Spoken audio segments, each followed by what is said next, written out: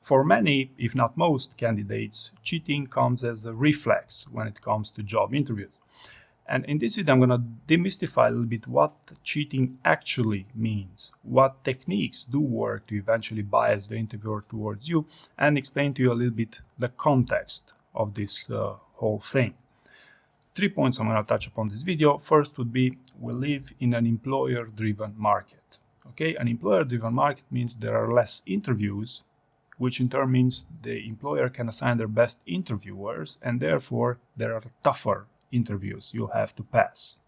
Okay, this is in contrast with a candidate-driven market, where you could say that there used to be a better tolerance for cheating, at least in theory, because they needed you more, right? So interviews are tougher, and therefore cheating has never been tougher.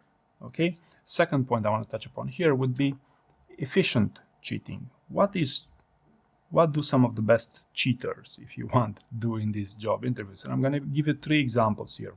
First, there are some people who are so good at interviewing that they can read their answers from their computer screens during their interviews.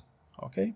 Now, I want to put this a little bit into context. This is in a context where 95% of the candidates cannot even build a proper story bank, right? So notice, on one hand, some people are this good that they can read their answers from their computer screens and they still sound good and all that stuff, while most candidates cannot even come up with a story bank. Okay, this would be example number 1.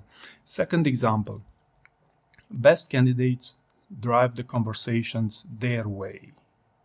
Okay, they drive the conversation in the direction they want, rather than what the interviewer would maybe prefer, towards the experiences that the candidate wants the interviewer to hear about. Okay, this is in a contrast where most candidates are, when you're getting asked an interview question, you're basically busy crawling for to spot an answer for the question you're getting asked, right? So it's a pretty robotic approach. Like, if you're getting asked a question, you try to answer the question and that's it. Whereas the best candidates try to drive the conversation towards the experiences that are the most representative for them as a candidate, right?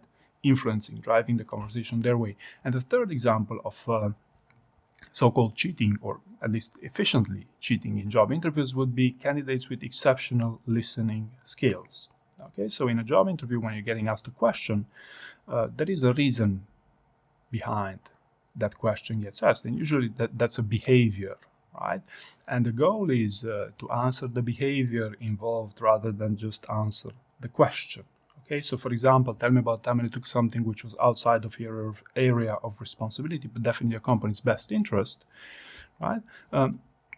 This question would be on the topic of ownership, right? So if you know that it's on topic of ownership, you could simply give your best story that you prepare for the interview, that you can think of, that exhibits ownership, versus simply answering that interview question you're getting asked, right? And by giving the best story, which answers the specific behavior, you differentiate yourself from candidates who might, simply answer the question. They don't know why the question gets asked. They don't have listening skills, and therefore, do not score as well, right? So this was efficient cheating. 3 examples of efficient cheating in job interviews. And the last point I want to talk about here would be fake cheating. So cheating which never worked and never does work, actually, in job interviews. And the problem right now is that cheating has never been cheaper, primarily due to AI and due to this digital transmission environment, which as an amplifier. Okay, and to give you quickly just 3 examples here. AI rewarded stories. Everyone rewards their stories with AI. What they don't realize, or I should say what you don't realize, is how easy it is to spot if someone rewarded their stories using AI.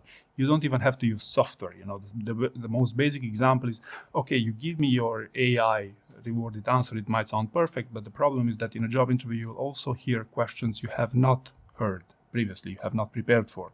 And therefore, you're going to give me your genuine answer. Now compare that perfect answer with the genuine answer, right? And I was generous here in the first place that I considered, hey, your AI rewarded answer sounded good enough that I couldn't detect it, right? This AI rewarded answers stories do not work, okay? Second example, fake stories, okay? So fake stories pretty much all sound the same, and with the right follow-up and challenge questions, it's quite easy to spot a candidate with fake stories. And probably more interesting for you is that fake stories existed, this technique existed for a long time. In the past, candidates used to buy story banks of other candidates to go with those stories during the job interviews. Just that nowadays, AI has made it significantly simpler and cheaper to fake stories, right? And maybe an honorable mention here, the elevator pitch. So there is a tendency that you over-prepare your elevator pitch because you know the first impression is the last impression. Now my question to you is, who on earth is going to pay a ton of money because you have a great elevator pitch? Okay, just think about it. Right, so long story short, cheating in job interviews does exist. And in my experience, it works for the top candidates. And it's basically, it works in such a way that it complements your candidate's skill set. In other words, the best candidates will only get better, whereas the worst candidates will be tempted to cheat using ever cheaper techniques such as AI, and therefore, you understand where I'm going. So I hope you found this useful, and thank you very much for watching.